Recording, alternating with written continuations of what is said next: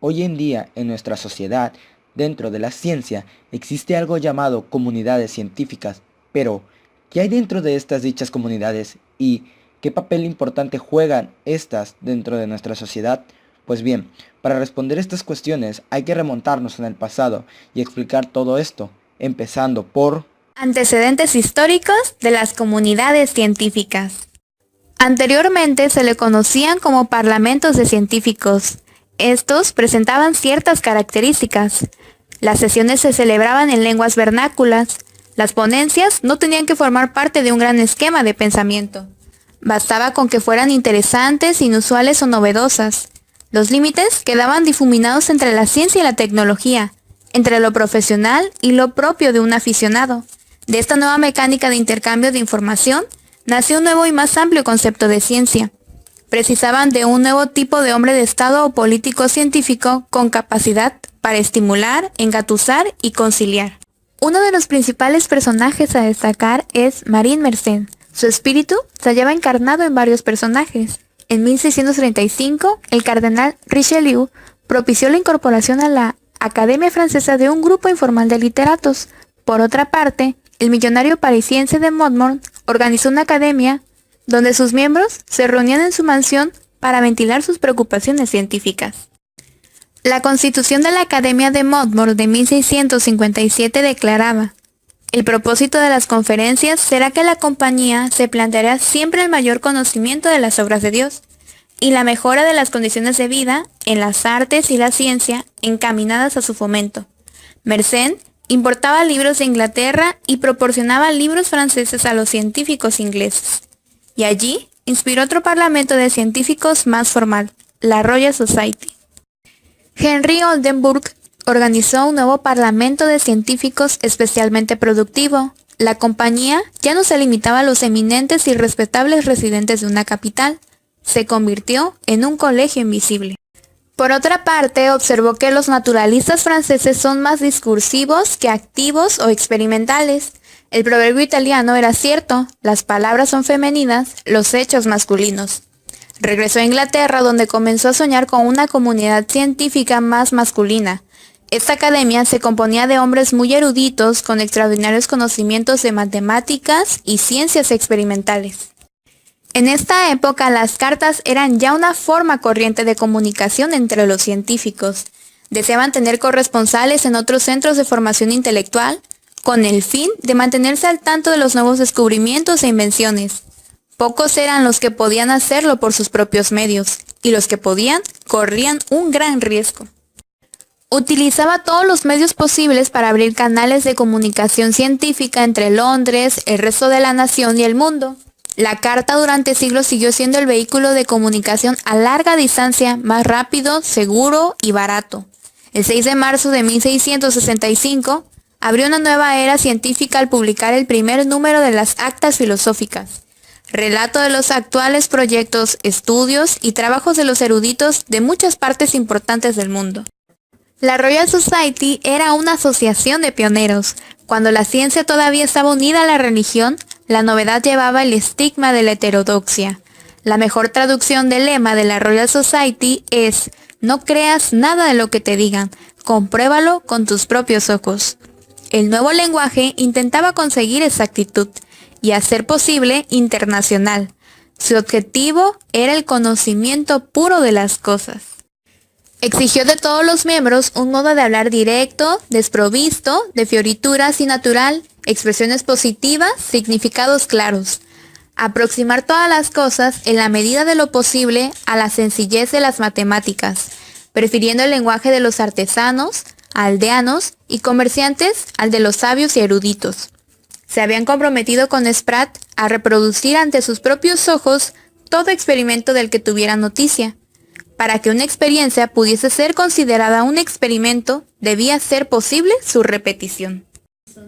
Observó que junto al inconveniente de hablar lenguas diferentes está el de usar pesos y medidas distintos y arbitrarios.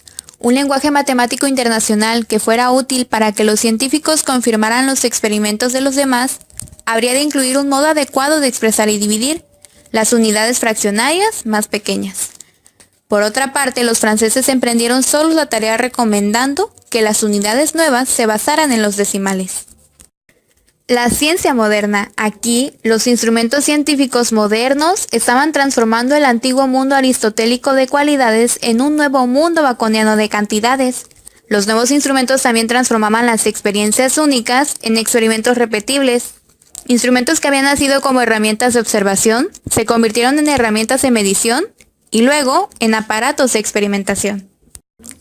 Dentro de la ciencia moderna, uno de los personajes destacables es Isaac Newton.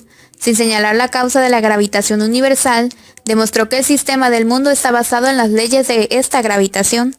Su método hipotético deductivo va de lo particular a lo general.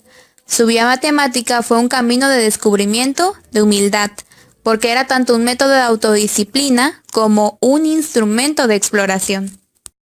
Perspectivas que han definido y estudiado a las comunidades científicas. A partir de los años 40 de este siglo, podemos considerar constituida una verdadera sociología de la ciencia asociada a los trabajos de Merton, que centró su atención en la ciencia como una institución que rigen la vida científica, le conceden su identidad y las diferencian a la ciencia de otras instituciones sociales. Esto condujo a su caracterización como una institución regulada por normas, que permiten su existencia y su diferenciación respecto a otras instituciones. Estas se resumen en los cudeos. Dentro de cudeos, los retos de la ciencia se extienden a un conjunto de reglas y prescripciones, costumbres, creencias, valores y presuposiciones que se consideran obligatorias para los hombres de ciencia e incluso llegan a ser profesadas con emoción. Es una especie de consenso moral de las comunidades científicas, consenso que se logra mediante la socialización de los que se inician en la ciencia y por las sanciones a los infractores. El universalismo son pretensiones que deben ser sometidas a criterios impersonales, como la adecuación a la experiencia y el conocimiento confirmado. La norma del comunismo son hallazgos de la ciencia, es decir, son productos de la colaboración social y por tanto son asignados a la comunidad. Todo esto se resume en una sola norma, el desinterés. Presenta una perspectiva normativa que se ve reforzada en la práctica del intercambio, proceso el cual el científico aportaba información original al fondo común del saber, a cambio del reconocimiento de sus pares. Estos reconocimientos pueden ser informales, es el caso del reconocimiento que se recibe de los pares científicos, y también formales, ya sea eponima, ingreso a academias, premios, etcétera, etcétera, etcétera. Para Merton, el intercambio institucionalizado se origina en la existencia de las normas y los valores que conforman el reto científico, sobre todo comunismo, originalidad, escepticismo. Esas normas hicieron posible crear un sistema autónomo de recompensas y con ello introducir un punto de inflexión en la construcción de la ciencia como institución. En resumen, si el intercambio descansa en las normas y valores, éstas se ven reforzadas por el intercambio. Crítica a los cudeos. A pesar de su popularidad, la tesis del cudeos ha sido muy debatida. Algunos sociólogos han declarado que carece de apoyo empírico, es decir, no da cuenta de las conductas reales de los otros científicos. Otra crítica habitual es que el comunismo no se cumple, pues la práctica del secretismo está generalizada. También el desinterés está amenazado por la competencia, la interpenetración de la ciencia y la tecnología, entre otros factores. Sobre el escepticismo se ha dicho que los científicos sí suelen distinguir habitualmente lo sagrado y lo profano. Lo sagrado puede ser el conocimiento aceptado, la opinión de los tutores y sus propias ideas. Estas contranormas no tienen por qué considerarse negativas y pueden incluso contribuir al desarrollo de la ciencia. Al universalismo se opone el particularismo, al comunismo la actitud secretista y al desinterés la actitud interesada, tanto individual como colectiva, y al escepticismo organizado el dogmatismo organizado. Merton identificó diferentes hechos que atentan contra el universalismo y condicionan que el proceso de distribución de recompensas no se basa exclusivamente en él. Estos hechos son el fenómeno del sillón 41, Solo 40 personas pueden formar parte de la Academia Francesa y por lo tanto no puede acceder uno más. El efecto trinquete, cuando los científicos ya alcanzan un grado determinado de reconocimiento y ya no pueden decaer debajo de ese nivel. El efecto Mateo es la acumulación de recompensas en personas distinguidas y la negación de estas a los emergentes. El sistema científico se caracteriza por estratificaciones que se basan en el estatus, apoyado en el galardón, la estima y la posición social en el sistema de la ciencia. Las diferencias en el acceso a las oportunidades influye también en la movilidad de los científicos hacia cierto grupo, problemas, recompensas y recursos. Alternativa cientificista. Barnes y Dolby decían que se puede partir de un punto de vista distinto que descubran el cuerpo sustantivo de métodos y saberes la base de la organización de la ciencia. Para esta idea, Barnes y Dolby se apoyaban en lo que eran las nociones de paradigma desarrolladas por Kuhn. Las comunidades científicas comparten paradigmas, y esos paradigmas pueden ser revelados estudiando los grupos o comunidades. Hay una relación circular entre paradigma y comunidad. Un paradigma es lo que los miembros de la comunidad comparten y la comunidad científica consiste en nombres que comparten un paradigma. El término paradigma se apoya en los conceptos de ciencia normal, extraordinaria, revolución científica y anomalías. Un paradigma es un logro científico fundamental que incluye una teoría. El paradigma es tratado en la estructura de las revoluciones científicas que permitieron atribuir a ese concepto los siguientes sentidos. Aspecto cognitivo, que son las proposiciones teóricas y metodológicas. El vertiente social del quehacer científico y el conjunto de realizaciones científicas que proporcionan modelos y soluciones a la comunidad científica. Los científicos suelen pasar una buena parte de su carrera trabajando en la asimilación, determinando hechos significativos, acoplando esos hechos a teorías y prediciendo nuevos hechos. Esto era algo que Kuhn llamaba buscar soluciones a rompecabezas. A esto se le denomina ciencia normal. La ciencia normal es la práctica que acoge al conjunto de investigaciones. Es un periodo que sucede a las revoluciones científicas y genera nuevos paradigmas. La ciencia normal se caracteriza por obligar a la naturaleza a adaptarse a sus marcos conceptuales. Existe una relación directa entre lo que es la ciencia normal y la educación científica. Algunos ejemplos de las revoluciones científicas han sido la copernicana, la newtoniana, la einsteiniana, la darwinista y algunos descubrimientos como el oxígeno, los rayos X y el planeta Urano. Las migraciones científicas constituyen un cambio científico. Están asociadas con la desaparición o emergencia de áreas de problemas. Los científicos inmigrantes por lo general se desplazan a áreas que tengan menor grado de desarrollo cognitivo y social, aunque no sean del todo desconocidas. Los campos fundados o desarrollados a partir de las migraciones reclaman su identidad y procuran constituir un orden científico diferenciado. Así ocurre lo que se llama el desarrollo de la ciencia. Los agrupamientos de científicos permiten desarrollar las formas de socialización específicas de la vida científica. A continuación vamos a hablar acerca de la organización y funcionamiento de las instituciones de la comunidad científica en la actualidad. Es importante mencionar, y aunque no sea fácil de creer, dentro de las comunidades científicas se ha demostrado que existen jerarquías y desigualdades entre científicos, fenómenos de reparto del trabajo y de principios de estratificación de las instituciones científicas. Por ejemplo, las desigualdades son notables ya que para que la posición de un investigador sea prestigioso, debe de haber algo que se llama visibilidad, es decir, la publicación de un trabajo de calidad volverá visible al investigador que lo produce, dándole acceso y lugar a puestos prestigiosos. En las comunidades científicas, como ya veníamos diciendo, la calidad de los trabajos de un investigador ya conocido le es más fácil obtener una recompensa o un puesto más prestigioso que un investigador poco o no conocido. Dentro de estas desigualdades encontramos a la teoría acumulativa, quien nos dice que el reconocimiento atrae al reconocimiento y que a la inversa el desconocimiento se refuerza a sí mismo. Es por eso que el espacio científico no está ligada directamente al mérito, sino al reconocimiento o prestigio que el investigador tenga o el lugar donde haya realizado su formación. Existen desigualdades sobre todo en virtud de la presencia de una élite. Ahora, la pregunta es, ¿y cómo el científico obtiene reconocimiento y recompensa?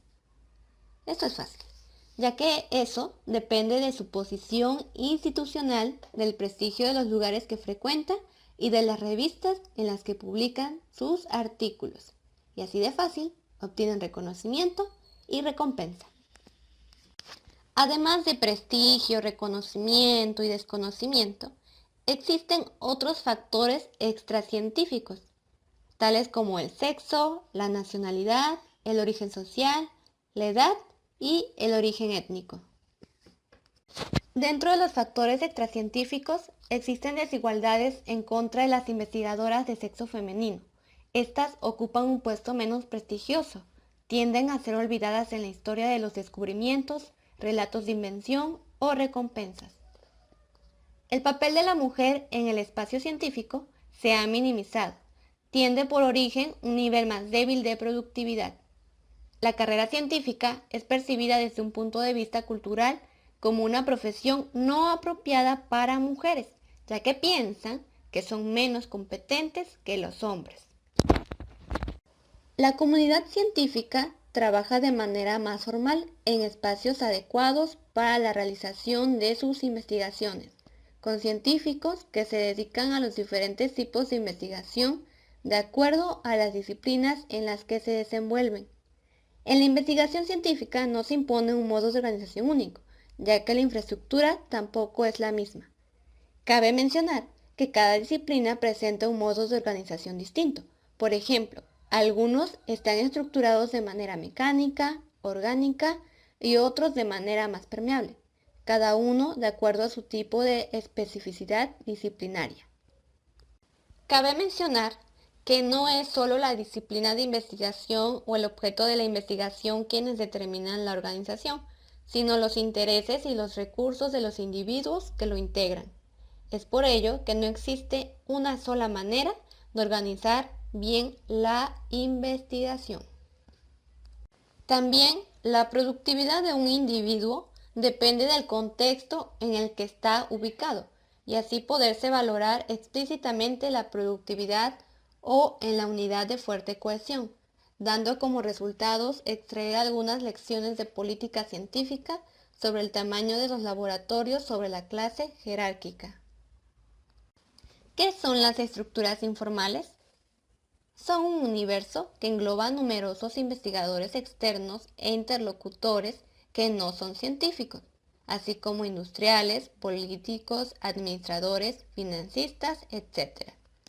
Sus actividades llevan a desplazarse y a colaborar con investigadores extranjeros de manera informal. Este estudio no puede conformarse con el estudio de las comunidades científicas, formas visibles e instituidas, así como laboratorios, equipos de investigación y centros. Dentro de las estructuras informales están los colegios invisibles. Estos son organizaciones oficiosas en cuyo seno circulan informaciones, se intercambian versiones preliminares de artículos y se traban relaciones. Sus estructuras son inciertas y las jerarquías a menudo resultan inexistentes, es decir, que son grupos informales. Los colegios invisibles son fuente de apoyo, de ayuda mutua, que a veces resultan el origen de acciones que modifican profundamente el espacio científico. Los investigadores trabajan reagrupándose en una asociación libre, independiente de las estructuras oficiales de la ciencia. Las características de dichos colegios es de poseer fronteras imprecisas y fluctuantes, y no descansar sobre ningún criterio de pertenencia explícito o único. se apoyan en simples criterios de conocimientos de amistades. Los colegios invisibles a veces constituyen redes de comunicación. Estas redes trascienden las disciplinas y las especializaciones, lo que demuestra hasta qué punto es falsa la representación del espacio científico como espacio dividido en unidades autónomas. La naturaleza y la estructura de las redes varían igualmente en función de la posición jerárquica del investigador o en función de su antigüedad. Los responsables de los laboratorios tienen redes muy extendidas tanto dentro del espacio de investigación científica como en el exterior de dicho espacio. Un joven investigador que llega recientemente tiene pocas posibilidades de poseer una red extensa. En conclusión, las comunidades científicas consta del cuerpo total de científicos juntos a las relaciones e interacciones. Se divide normalmente en subcomunidades. Cada uno trabaja en un campo particular de la ciencia. Miembros de la misma comunidad no necesitan trabajar en conjunto. La comunicación entre los miembros es establecida por la diseminación de trabajos de investigación e hipótesis a través de artículos en revistas científicas que son revisadas por pares o asistiendo a conferencias donde las nuevas investigaciones son presentadas e ideas intercambiadas y debatidas. Existen también muchos métodos informales de comunicación de trabajos científicos, así como resultados, aunque la verdadera validez e importancia de cada uno determina cada subcomunidad. Histórica y actualmente los científicos han usado una variedad de métodos para determinar quién pertenece o no a la comunidad científica, lo cual es generalmente requerida para determinar qué campos de investigación puedan ser marcadas como ciencia. Campos de conocimientos que aparentan ser científicos pero no son juzgados como fuerza de las normas de la comunidad científica, son marcados como pseudociencia.